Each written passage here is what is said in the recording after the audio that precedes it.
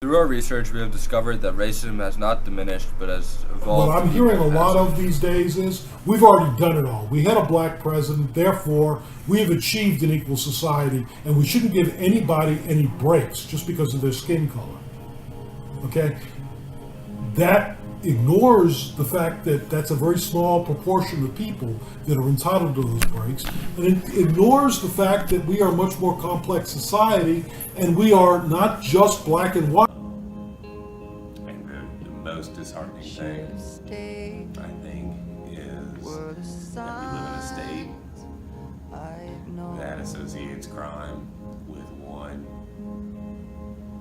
portion of the population, which is African Americans, and specifically African American males. And if you look at what drives the poverty, then that's a key element.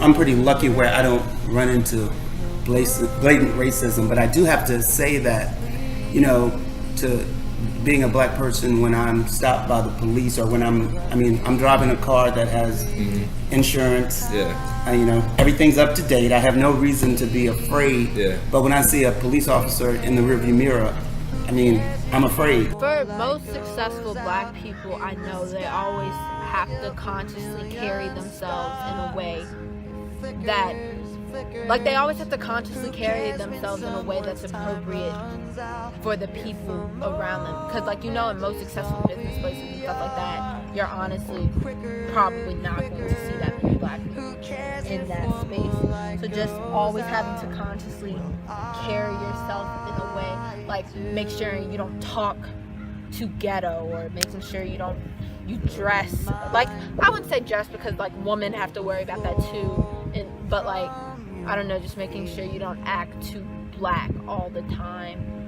Having to consciously always worry about It was understood growing up on the West Bank and the Harvard that, if you had more than if I had more than one other black friend in the car with me, there's a very good chance we were going to get stopped. To the point where there was a certain understanding where if we had more than a couple of us in the car and we got pulled over, there was a certain level of us kind of owning it as if it was our fault because we knew the circumstance. I dated a white girl at one time, and I was talking to her on the phone. Her parents had never met me.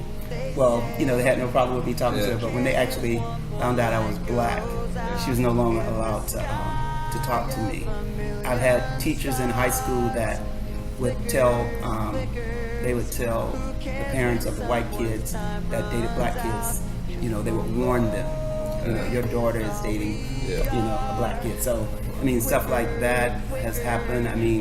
I've had people call me the N-word.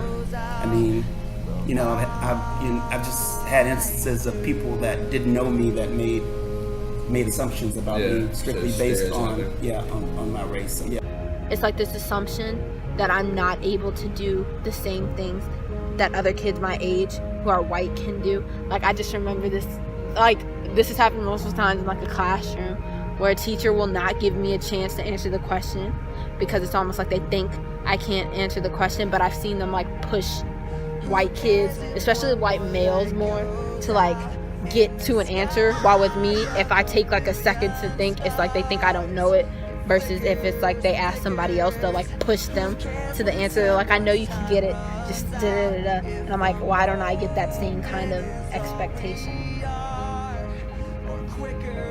I think having to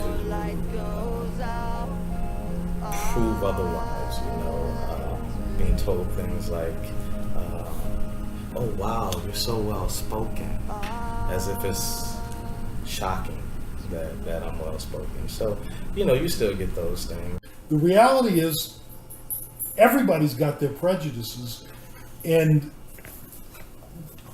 one of the wonderful things about New Orleans is we've got this melange and we've got this variation.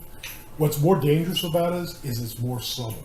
I think until we can get to a place where people are accepting individuals for who they are and wanting to engage in a conversation to understand experiences of other people, racism can't be over. As long as African Americans, as long as poor whites, as long as poor Hispanics are kept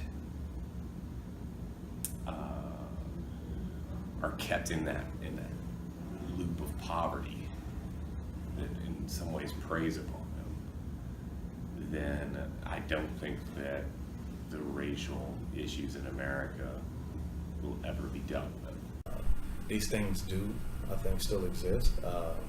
But, you know, with that being said, I've kind of taken the task of, you know, it's a hurdle, but it's one that's not going to go away. And so it's for us to tackle and to overcome it every single day. People dying literally because of stereotypes against their skin color, these stereotypes that have been building up for years, can actually get people killed.